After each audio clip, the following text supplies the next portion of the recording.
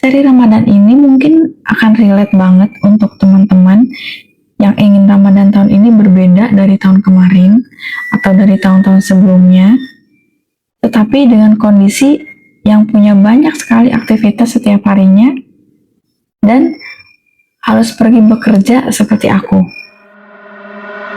Assalamualaikum warahmatullahi wabarakatuh.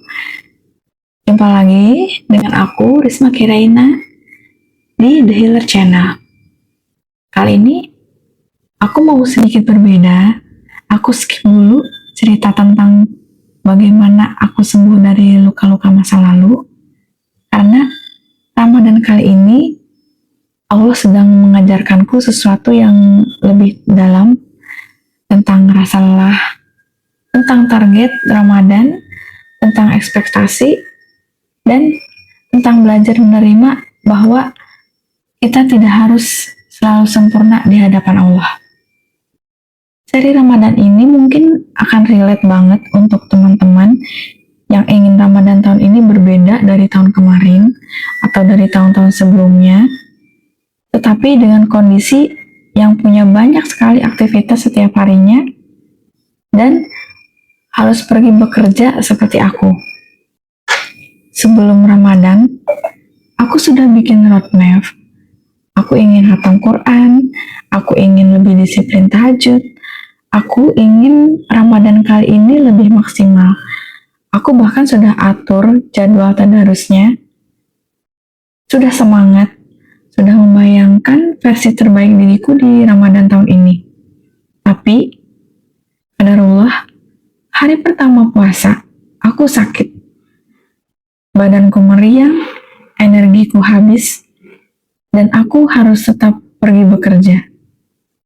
Di situ, aku merasa, apa aku harus gagal jadi versi terbaik di Ramadan kali ini, bahkan sebelum aku memulainya.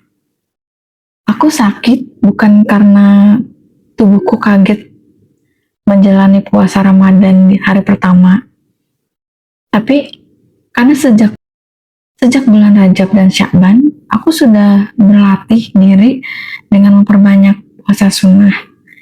Jadi secara fisik, tubuhku sebenarnya sudah terbiasa untuk berpuasa, tapi seminggu sebelum bulan Ramadan, aktivitasku lumayan padat, banyak melakukan perjalanan yang lumayan menghabiskan energi, dan akhirnya tubuhku mengirim sinyal, aku butuh istirahat. Di situ aku sadar, seringkali kita lupa memberi jeda pada diri sendiri. Aku kelelahan, bukan hanya karena aktivitas dunia, tapi juga karena ingin maksimal di semua sisi, baik duniawi ataupun spiritual. Subuh hari itu, Allah membangunkan aku di jam 3 pagi, tapi aku bangun mepet azan subuh. Aku cuma sanggup tahajud 2 rakaat, tanpa witir, tanpa doa panjang, cuma istighfar, sambil menahan badan yang menggigil.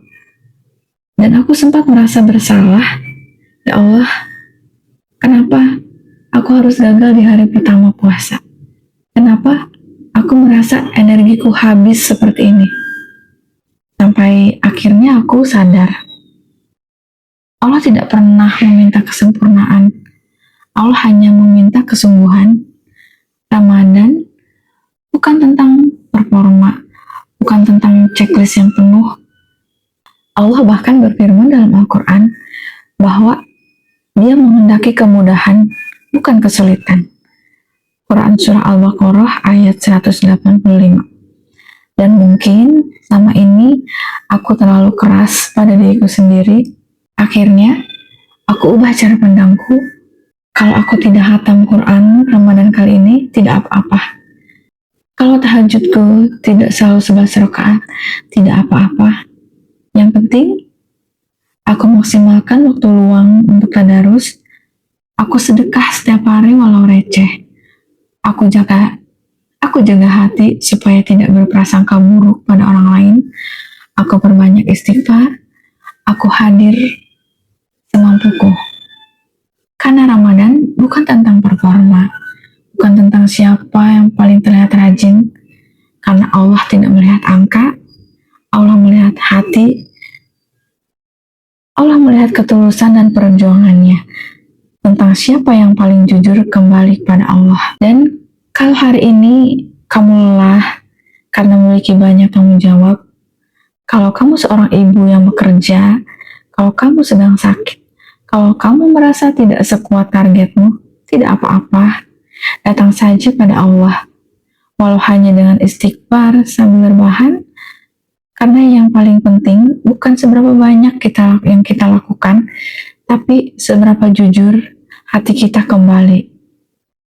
Ramadanmu tidak kalah hanya karena tidak sempurna. Mungkin justru yang Allah nilai adalah perjuangan kecil yang tidak terlihat oleh orang lain. Aku akan cerita perjalanan Ramadanku yang apa adanya, tentang lelah, tentang perasaan takut Allah menjauh, tentang menjadi ibu pekerja yang ingin tetap dekat dengan Allah.